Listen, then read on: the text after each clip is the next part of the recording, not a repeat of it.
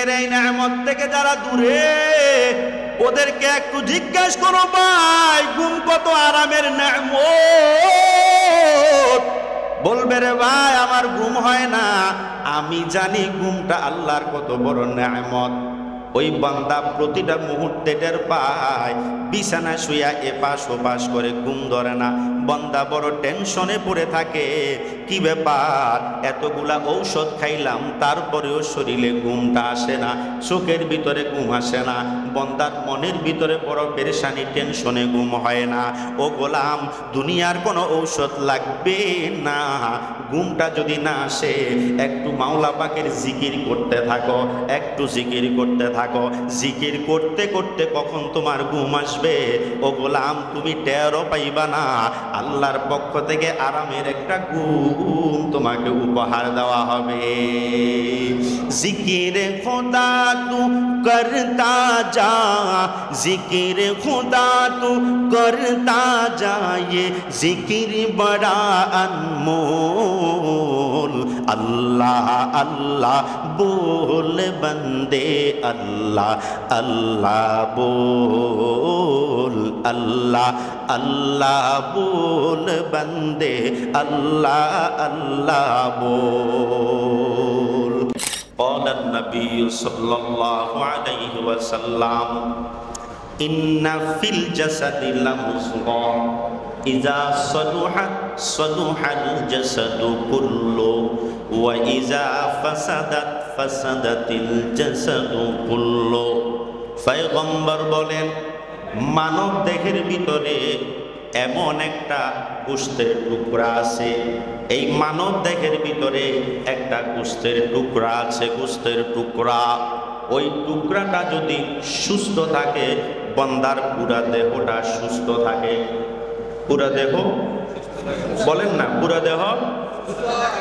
আর যদি শরীরের ওই মাংসের টুকরাটা, গোশতের টুকরাটা যদি অসুস্থ হয়, বান্দার পুরা দেহটা, পুরো শরীরটা অসুস্থ হয়ে যায়। এই বয়ান যখন সাহাবায়ে কেরামকে রাসূল শুনাইলেন, সাহাবায়ে কেরাম প্রশ্ন করলেন, পয়গম্বর মানুষের শরীরের ভিতরে যে গোশতের টুকরাটা আছে, যেটা সুস্থ থাকলে শরীর সুস্থ, যেটা অসুস্থ থাকলে বান্দার শরীর অসুস্থ হয়ে যায়, একটু জানতে মন চায় মানব দেহের ভিতরে ওই গোশতের টুকরাটার নামটা কি? রাসূল বলেন, আলা ওয়াহিয়াল কলব। বলে শরীরের ভিতরে যে এক্সট্রা একটা গোশতের টুকরা আছে, ওই গোশতের টুকরার নাম হলো কলব। আমরা যেটাকে মন বলি, অন্তর বলি, আত্মা বলি, কলব বলি, এই গোশতের টুকরাটার সুস্থতার উপরে নির্ভর করে পুরা দেহ সুস্থ থাকবে কিনা। আমাকে একটা কথা আপনারা উত্তর দেন, যার মন খারাপ থাকে ওই ব্যক্তির শরীরটা খুব সুস্থতা অনুভব হয় না? হয় বেশি। মন খারাপ থাকলে শরীর সুস্থ মনে হয়? মন খারাপ থাকলে শরীরে কোনো রোগ নাই, তারপরেও বান্দার অসুস্থ অনুভব হয়, খারাপ লাগে, শরীরটা ঝিমায় আসে, ব্যথা ব্যথা অনুভব হয়, অসহ্য লাগে, অশান্তি লাগে, শরীরটা ভালো লাগে না। অথচ শরীরে কোনো রোগ নাই। রোগ কোন জায়গায়? কলব। বলেন না, রোগ কোন জায়গায়? কলবের রোগটা পুরো শরীরের উপর ভর করে।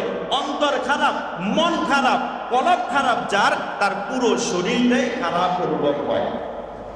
বুঝছেন না, বোঝেন নাই? আচ্ছা, আমরা শরীরকে ঠিক রাখার জন্য কি খাই? জোরে বলেন না। শরীর সুস্থ রাখার জন্য, শরীরের জন্য আমরা কি গ্রহণ করি? খাদ্য, খাবার। এবার যদি মন খারাপ হয়, এই মনের জন্য কি খাওয়া দরকার? বোঝেন নাই? শরীরকে ঠিক রাখার জন্য খাদ্য খাই। এবার শরীর যদি অসুস্থ হয়, তাহলে ডাক্তারের কাছে গিয়ে ঔষধ খাই। শরীরে জ্বর হলে আপনারা কি খান? মাজরে করে না। যাবতীয় অসুস্থতার জন্য মানুষ কি খায়? জোরে, আরো জোরে সবাই বলবেন, কি খায়? আচ্ছা, এখানে ঔষধ খাই নাই এ পর্যন্ত একটা লোক হাত তোলেন যে হুজুর আমি এখনো পর্যন্ত কোনো ওষুধ খাইনি। হ্যাঁ, কেউ নাই। তাহলে শরীর অসুস্থ হলে সুস্থতার জন্য আমরা কি খাই? ওষুধ খাই। এখন প্রশ্ন হলো হুজুর শরীর সুস্থতার জন্য আমরা তো ওষুধ খাই, এখন মানুষের শরীরের ভিতরে যে এক্সট্রা একটা গোস্তের টুকরা কলব নামে আছে, এটা যদি অসুস্থ হয় তাইলে তো শরীর সুস্থ থাকলে অসুস্থ অনুভব হয়। এখন এই কলব অসুস্থ হলে এটার জন্য কি ওষুধ খাইতে হয়? প্রশ্ন আছে না নাই? জোরে বল। এই প্রশ্নের উত্তরটা জানা আপনাদের দরকার আছে। কার কার দরকার নাই হাত তোলেন। সবাই আছে, বুঝে গেছে মনোযোগ আছে। এরকম অনেক সময় দরকার থাকলে হাত তোলেন, অনেক সময় না থাকলেও হাত তুলিয়ে ঘুরে হয় কি হয় না? তাহলে সবার দরকার আছে। আজকে আমার আলোচনার বিষয় হলো এটা। আল্লাহ রব্বুল আলামিন কালামে হাকিমের অনেকগুলো আয়াতে এটার শিফা, এটার চিকিৎসা আল্লাহ বলে দিয়েছেন। রসুল তিনার হাদিসের ভিতরেও বলে দিয়েছেন। কারো যদি মন খারাপ হয়, মনে পেরেশানি হয়, টেনশন হয়, এটার ঔষধ তো দরকার আছে। আজকে আমি আপনাকে মনের টেনশন, পেরেশানি, চিন্তা, অশান্তি, এটার জন্য যে ঔষধ গ্রহণ করা দরকার ওই ঔষধটা আমি আপনাকে একটু বলে যাচ্ছি। মনের রোগের, অসুস্থতার জন্য যে ওষুধ সেবন করতে হয় এটার একটা ঔষধ আল্লাহ রাব্বুল আলামিন সূরাতুর রা'দের 28 নম্বর আয়াতে কারিমার ভিতরে বলতেছে, আলা বিযিকিরিল্লাহি তাতমাইন্নুল কুলুব।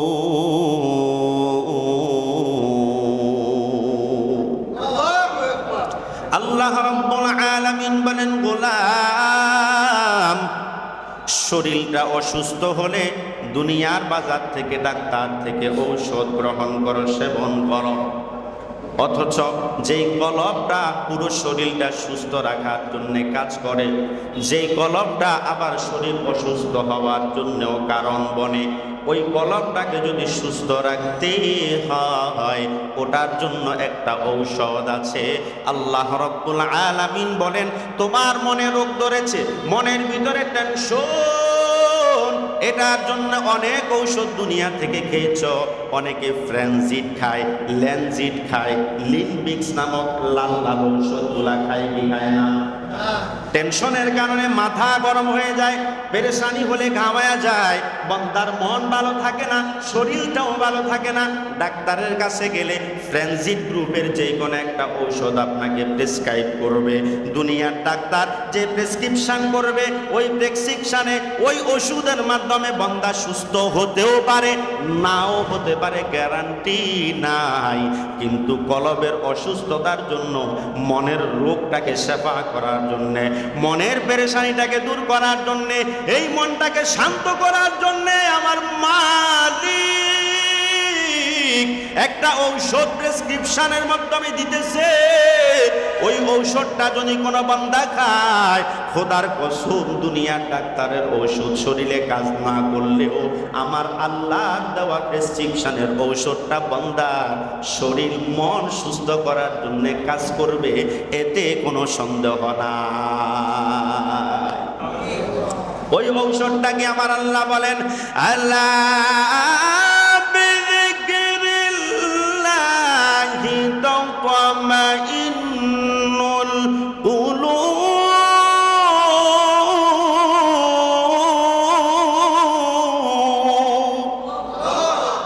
আল্লাহ বলেন ওই মনের পেরেশানি, মনের রোগকে সেবা করার জন্য একটাই ঔষধ, ওই ঔষধের নাম হলো মাওলা পাকের জিকির। জিকির হাকা মদ গজাই রূহরা মারহামাত ই দিলে মজরুহরা লা ইলাহা ইল্লাল্লাহ লা ইলাহা ইল্লাল্লাহ লা ইলাহা ইল্লাল্লাহ লা ইলাহা ইল্লাল্লাহ ইল্লাল্লাহ লা ইলাহা ইল্লাল্লাহ লা ইলাহা ইল্লাল্লাহ। এই জিকিরটা হলো বান্দার রোগের শেফা। মনের পেরেশানি আছে, মাথা গরম, বিভিন্ন টেনশনে বান্দা আক্রান্ত, ওই বান্দার মনের পেরেশানি যদি দূর করতে হয়, ও বান্দা একটু একাগ্র চিত্তে বসিয়া মাওলা পাকের জিকির দিলে দিলে করতে থাকো। আমি গ্যারান্টি দিয়া বলতে পারি, যত বড় পেরেশানি হোক না কেন, সব পেরেশানি মাওলার জিকিরের মাধ্যমে দুর্বল হয়ে যাবে। মাওলা পাকের জিকিরে কলবের শান্তি মিলে, মনের পেরেশানি দূর হয়। এই প্রেসক্রিপশন কে দিয়েছেন বলেন? ওমা এত আসতেন, কে দিয়েছে? এই প্রেসক্রিপশন আমার আল্লাহ দিয়েছে। দুনিয়ার ডাক্তার দিলে সন্দেহ তো থাকতো, হ্যাঁ? দুনিয়ার ডাক্তারের প্রেসক্রিপশনের ওষুধ খেয়ে অনেক মানুষ মারা গেছে, এমন ঘটনা আপনাদের জানা আছে না নাই? তার মানে হলো ডাক্তার যে ঔষধ লিখবে এটা ভুলও হইতে পারে, আবার শুদ্ধও হইতে পারে, কিন্তু আল্লাহ যে ঔষধ লিখে দিছেন এই ঔষধের ভিতরে কোনো ভুল না। যদি বান্দা আল্লাহর উপরে বিশ্বাস করে, ও গোলাম, আল্লাহর প্রতি যদি তোমার বিশ্বাস, তোমার শরীরে কাজ করবে, কোনো সন্দেহ নাই। এরে আল্লাহ পাকের গোলাম, জিকিরের মাধ্যমে বান্দার দিলটা প্রশান্ত হবে। কারণ এই দিলের ভিতরে যদি মাওলা পাকের জিকিরকে যদি জায়গা দিতে পারো, দুনিয়ার কোনো টেনশন তোমার আর টেনশন মনেই হবে না। এমন অনেক আল্লাহর গোলাম আছে, টেনশন পেরেশানির কারণে রাত্রে ঘুম হয় না, ঘুমের মতো নেয়ামত বান্দার জন্য না। ওই বান্দা কত প্রকার ঔষধ খায় শুধু একটু আরামের ঘুমানোর জন্য, এতগুলা ঔষধ খাইয়া শোয়ার পরেও বান্দার ঘুম ধরে না। আছে না নাই? কোটি টাকার মালিক দেখো অভাব হয় না দূর, গরিব দেখো আরামে ঘুমায় মনটা বাহাদুর। অনেক গরিব আছে, শুইতে দেরি হয়, ঘুম আসতে বান্দার দেরি হয় না। আর কোটি টাকার মালিক অনেক ওষুধ খাওয়ার পরেও বান্দার চোখে ঘুমটা আসে না। এই ঘুমটা হলো আল্লাহ পাকের পক্ষ থেকে অনেক বড় নেয়ামত। আল্লাহ পাকের এই নেয়ামত থেকে যারা দূরে, ওদেরকে একটু জিজ্ঞাসা করো, ভাই ঘুম কত আরামের নেয়ামত। বলবে, রে ভাই আমার ঘুম হয় না। আমি জানি ঘুমটা আল্লাহর কত বড় নেয়ামত। ওই বান্দা প্রতিটা মুহূর্তে টের পায়, বিছানা শুয়া এপাশ ওপাশ করে ঘুম ধরে না। বান্দা বড় টেনশনে পড়ে থাকে, কি ব্যাপার, এতগুলা ঔষধ খাইলাম তারপরেও শরীরে ঘুমটা আসে না, চোখের ভিতরে ঘুম আসে না। বান্দার মনের ভিতরে বড় পেরেশানি, টেনশনে ঘুম হয় না। ও গোলাম, দুনিয়ার কোনো ঔষধ লাগবে না, ঘুমটা যদি না আসে একটু মাওলা পাকের জিকির করতে থাকো, একটু জিকির করতে থাকো। জিকির করতে করতে কখন তোমার ঘুম আসবে ও গোলাম তুমি টেরও পাইবা না। আল্লাহর পক্ষ থেকে আরামের একটা ঘুম তোমাকে উপহার দেওয়া হবে। জিকির খোদা তু করতা যা, জিকির খোদা তু করতা যা, ये जिकिर बड़ा अनमोल। अल्लाह अल्लाह बोल बंदे, अल्लाह अल्लाह बोल, अल्लाह अल्लाह बोल बंदे, अल्लाह अल्लाह बोल। মনের বাগানকে সাজারে বন্ধু তারি প্রেমের ফুল দিয়ে, তারি প্রেমের ফুল দিয়ে। আধার জীবনকে কর উজালা তারি নূরের আলো দিয়ে, তারি নূরের আলো দিয়ে। মনের বাগানকে সাজারে বন্ধু তারি প্রেমের ফুল দিয়ে, তারি প্রেমের ফুল দিয়ে। আঁধার জীবনকে কর উজালা তারি নূরের আলো দিয়ে, তারি নূরের আলো দিয়ে। আল্লাহ প্রেমের প্রেমিক হতে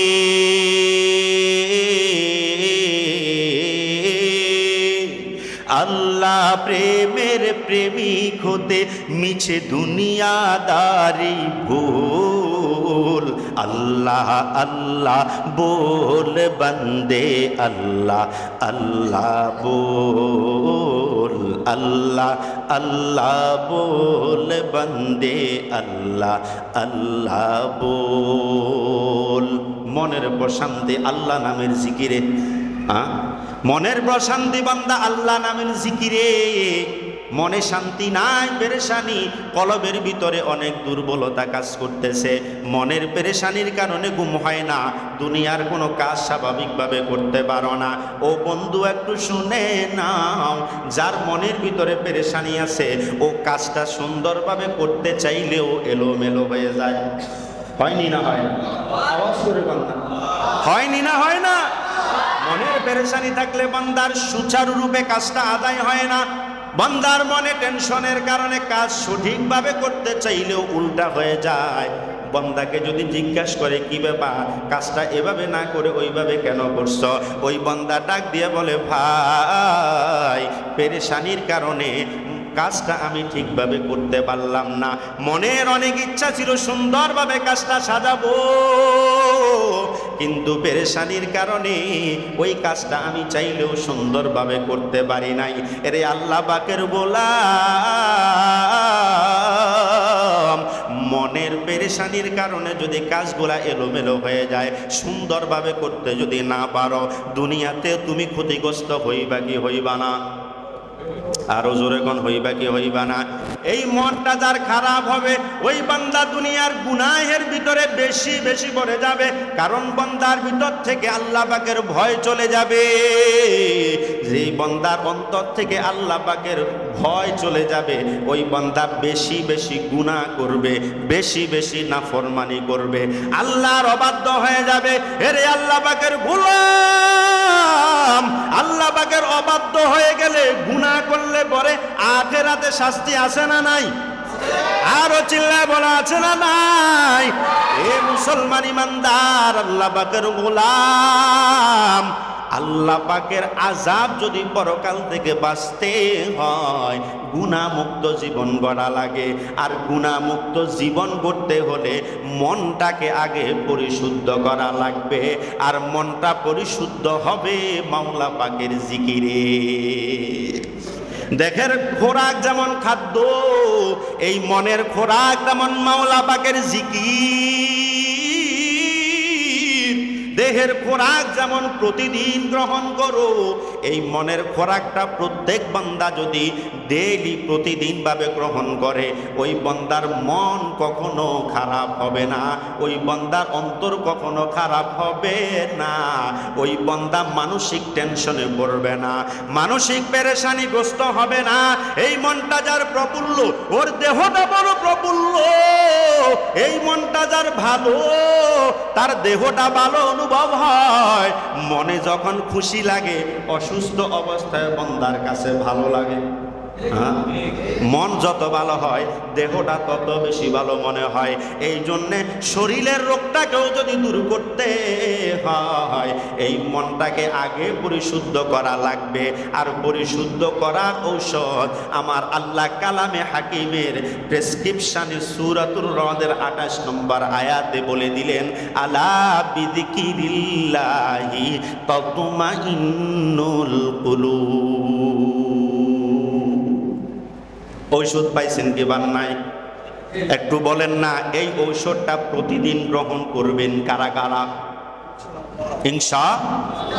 ইনশাআল্লাহ তৌফিক দান করেন। এই জিকির করলে আপনার কি কি লাভ হবে? 1 নম্বর তো পাইলাম, মনের পেরেশানিগুলা দূর হবে।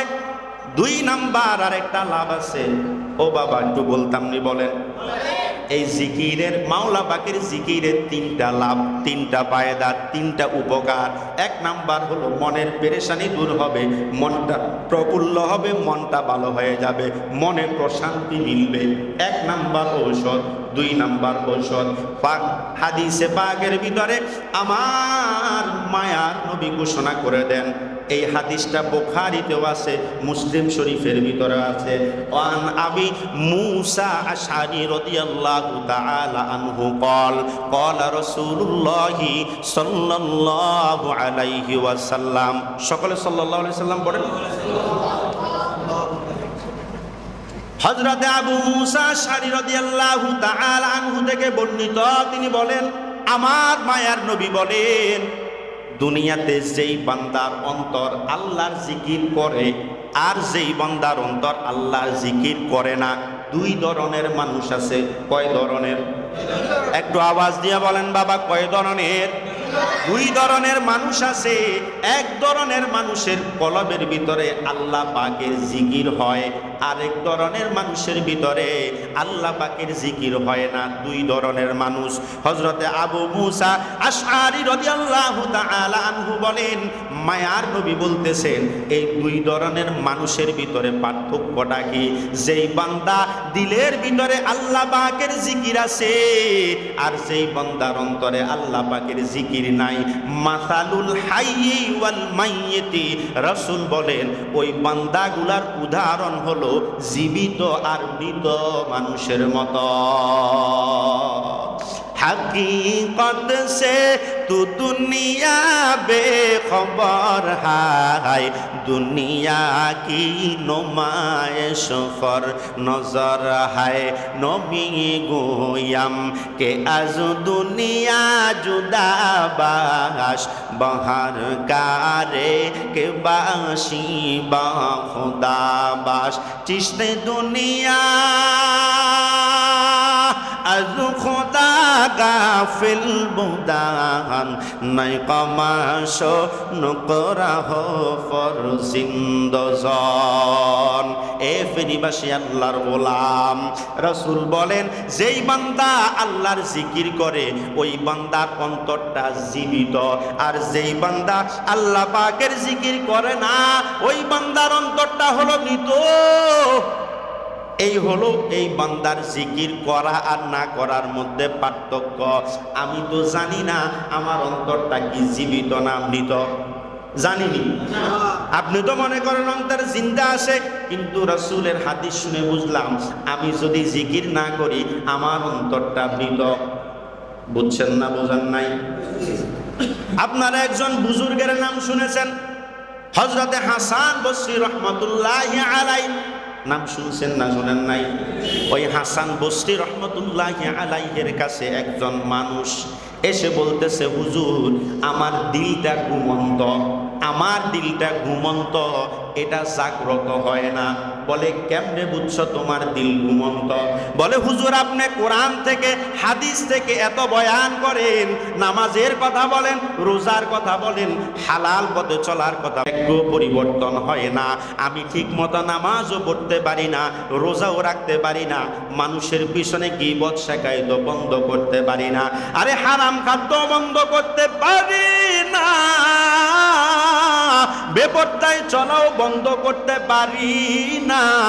এই সব কিছু যেহেতু আমি ঠিক করতে পারলাম না, ও হুজুর আমি বুঝে নিলাম আমার অন্তরটা মনে হয় ঘুমায় গেছে। এবার আল্লামা হাসান বসরি রহমাতুল্লাহি আলাইহি ওই বান্দাকে ডাক দেয়া বলতেছে, ওরে আল্লাহ পাকের গোলাম শুনে নাও, তুমি মনে করছো তোমার অন্তরটা ঘুমন্ত? না না না, তোমার অন্তরটা ঘুমন্ত নয়, কারণ ঘুমন্ত মানুষকে ধাক্কা দিলে জেগে ওঠে। তোমার কথা কয় না? ঘুমন্ত মানুষকে জাগাইলে জাগেনি? জোরে কইতেন না কথা? আমনে করে মনে হয় ধাক্কা দিলেও জাগেন না? হ্যাঁ, তাইলে কথা যে কোন না বাবা, ঘুমন্ত মানুষকে ধাক্কা দিলে জাগে কি জাগে না? আমাদের সমাজে একটা প্রচলিত কথা আছে, ঘুমায় না মানুষকে জাগাইলে জাগে, আর যে ইচ্ছাকৃত চোখ বন্ধ করে ঘুমের অভিনয় করে ওই বান্দারে জাগাইলেও বান্দা জাগে না। ঠিক নি? অভিনয়ের জগতে মানুষ বড় পাক্কা। যেই বান্দা অভিনয় করে করে ঘুমায় ওরে যতই ধাক্কা দিবেন ও তো বোঝে কিন্তু চোখ খোলে না। আছে না? মনে করেন ভাইয়ে ভাইয়ে দ্বন্দ্ব লাগছে, এলাকায় দ্বন্দ্ব লাগে কি লাগে না? দুই ভাইয়ের ভিতরে দ্বন্দ্ব বলতাম নি বাবা, আবার কার সাথে কার দ্বন্দ্ব লাগছে যদি মিলে পরে আবার মুসিবত। দুই ভাইয়ের ভিতরে দ্বন্দ্ব বাবা, এটা তো একটা উদাহরণ দিচ্ছি বুঝার জন্য। দ্বন্দ্ব লাগছে, দ্বন্দ্বের কারণে এক ভাই আরেক ভাইকে দেখতে পারে না, ডাকলেও কথা শোনে না। তো একদিন ঘটনা চক্রে যে ভাইয়ের সাথে ঝগড়া হয়েছে, দ্বন্দ্ব হয়েছে, ওই ভাইয়ের ঘরে একটা আয়োজন, ঘরে দাওয়াত পাঠাইছে, কিন্তু এই বান্দার নিয়ত হলো তার ঘরে যাবে না। দুপুর বেলায় খানার সময় যখন হয়েছে ওই আল্লাহর বান্দা ঘরে গিয়ে শুয়ে গেছে, ডাকতেছে ভাই আমার ঘরে মেহমান আসছে, আপনাকেও দাওয়াত দিয়েছি আসেন না। ওই বান্দা ঘুমের অভিনয় করতেছে, এমন ভাব নিছে বান্দা ঘুমায়, ডাক দিতেছে জাগন হয় না, কানে শুনেনি, কথা কয় না, ভাই যে ডাকে শুনেনি। এবার ভাতিজা বা ভাতিজিকে বলতেছে তোমার আব্বুরে একটু জাগাও। ভাতিজা ভাতিজি দিয়ে ধাক্কা দে, আব্বু উঠো না, লড়েও না সরেও না, সব কিন্তু কানে শুনে, চোখটা বলে না। এটা হলো অভিনয়ের ঘুম। হ্যাঁ, অভিনয়ের ঘুমান্ত মানুষকে জাগানো সম্ভব নয়। কিন্তু যে বান্দা আসলেই ঘুমাইছে ওই বান্দারে ডাক দিলে বা ধাক্কা দিলে বান্দা সাথে সাথে লাফাইয়া উঠে যায়। ঠিক নি না বেঠি? এ মুসলমান ইমানদার আল্লাহ পাকের গোলাম, হাসান বসরি ডাক দিয়ে বলতেছে ঘুমান্ত মানুষকে জাগানো যায়, আর অন্তর যদি ঘুমায়া যায় ওই অন্তরটাও কোরআনের বয়ান শুনলে, হাদিসের বয়ান শুনলে, আল্লাহ পাকের কথা শুনলে, নবী আলাইহিস সালাতু ওয়াস সালামের কথা শুনলে একটা অন্তরে ধাক্কা লাগে, ওটা জাগ্রত হয়ে যায়। কিন্তু যেই অন্তরটা ঘুমায়া যায় ওই অন্তরটা তো জাগ্রত হবে, কিন্তু অন্তর যদি মরিয়া যায় ওই অন্তরটা আর জীবিত হয় না। মরা মানুষকে একটু ধাক্কা দিয়ে উঠবে নি? 1 সেকেন্ডের জন্য, 2 সেকেন্ডের জন্য? বাবা মারা গেছে, সন্তান বিদেশে, খবর পায়া দৌড়ে ইমার্জেন্সি ফ্লাইটে বান্দা বাংলাদেশে আসছে, বাবার সাথে একটু শেষ কথা বলবে। বাবার শিয়রে আসিয়া বলতেছে আব্বু একটু উঠো না, কতদিন যাবত তোমার সাথে আমি কথা বলতে পারি না রে বাবা। ও বাবা, বহু দূর থেকে কষ্ট করে ফ্লাইটের মাধ্যমে তোমার সাথে কথা বলার জন্য আসছি, শেষবার বিদায় লগ্নে বাবা একটু আমার সাথে কথা বলো না। কেন রাগ করে আসো রে বাবা, কথা বলো। সন্তান এমন আবেগী কথাগুলা মৃত বাবার শিয়রে বসে বলে কি বলে না? যতবার বাবা বাবা বলে আব্বু আব্বু বলে ডাক দেয়, বাবা কথা বলে না। ও মুসলমান কেন বলে না? বলে ওই মানুষটা মারা গেছে, যার কারণে চাইলেও বান্দা কথা বলতে পারবে না। এরে আল্লাহ পাকের গোলাম, হাসান বসরি বলেন তোমার অন্তর যদি মারা যায় ওই অন্তরটা জাগ্রত হবে না ধাক্কা দিলেও। তুমি মনে করছো ঘুমাইছে, না না, তোমার অন্তর ঘুমন্ত না, তোমার অন্তর মারা গেছে। তোমার অন্তর মারা যাওয়ার কারণে এত বয়ান, এত ওয়াজ, তারপরেও তোমার দিল পরিবর্তন হয় না, আমলের জিন্দেগি তৈরি হয় না। কেন রে বাবা? এই অন্তরটা মারা গেছে। এখন অন্তর যদি দুনিয়ার জীবিত মানুষের মারা যায়, ওই অন্তরটাকে জীবিত করারও একটা ঔষধ আছে। ওই অন্তরটাকে জীবিত করার ঔষধ হলো জিকরুল্লাহ।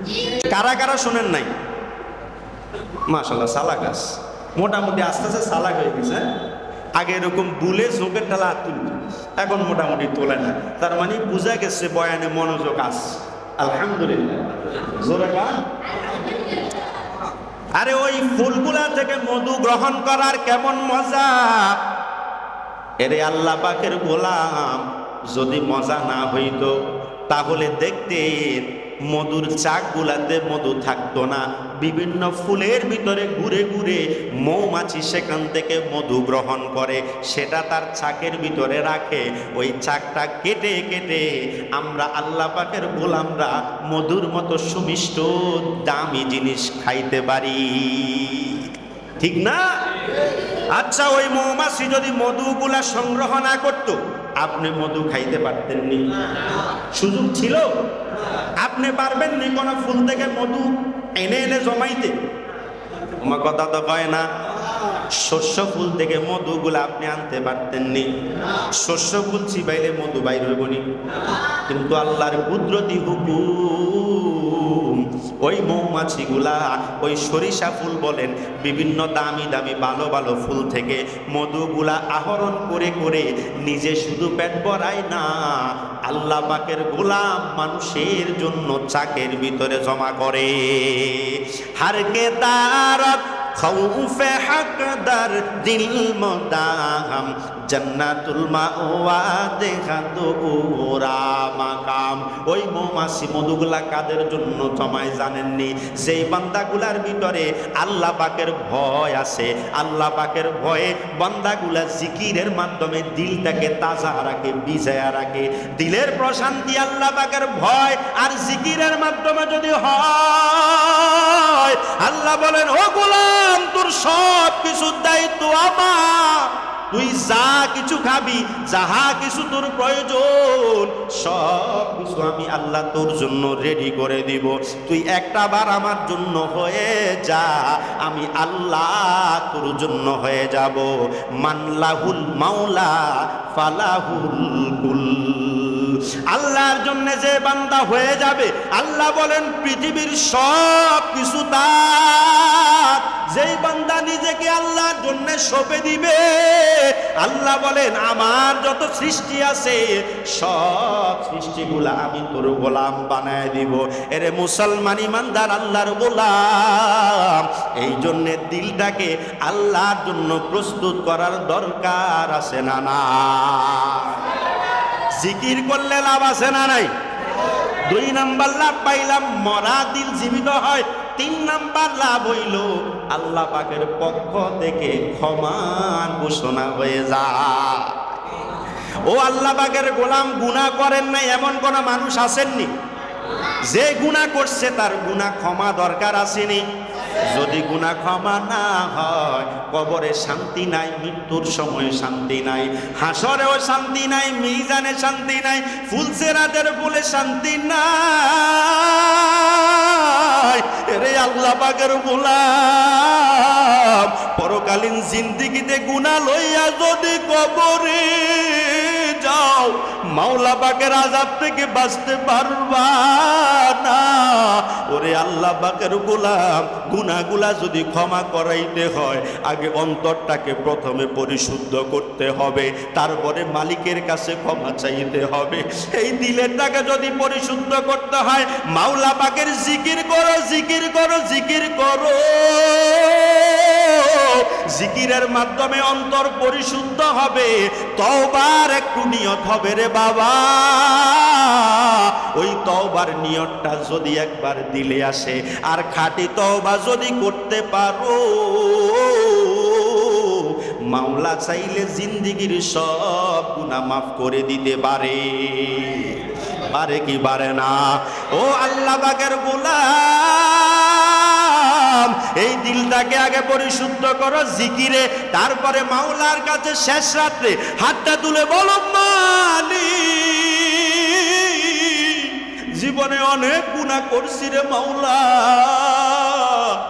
শয়তানের দোকায় পড়ে গুনাহ করছি, মালিক তুমি মাফ করিয়া দাও। আমার মালিক তো বড় দয়াবান, মালিক পাকের কাছে বান্দা যদি ক্ষমা চায়, বান্দাকে মালিক দয়া করে মাফ করে দেয়। ক্ষমা চাওয়ার নিয়ত আসেনি? এই দিলের ভিতরে যদি তওবার নিয়ত হয়, মাওলা পাকের জাহান্নাম থেকে, আযাব থেকে যদি বাঁচতে চাও, খাঁটি তওবার নিয়ত যদি হয়, তওবার নিয়তে দুটো হাত আমার আল্লাহকে দেখায় দাও। আয় আল্লাহ, এই বান্দাগুলা তওবার নিয়তে হাত তুলছে, ও মালিক আপনি সবাইকে মাফ করে দেন, সকলের তওবা কবুল করে নেন, গুনাহ মুক্ত জীবন নসিব করেন রে আল্লাহ। অন্তরটাকে জিকিরের মাধ্যমে ভিজিয়ে রাখার তৌফিক তাদেরকে দান করেন, বলেন আমিন। ওয়া আখিরু দাওয়ানা আনিল হামদুলিল্লাহি রাব্বিল আলামিন। আসসালামু আলাইকুম ওয়া রাহমাতুল্লাহি ওয়া বারাকাতুহু।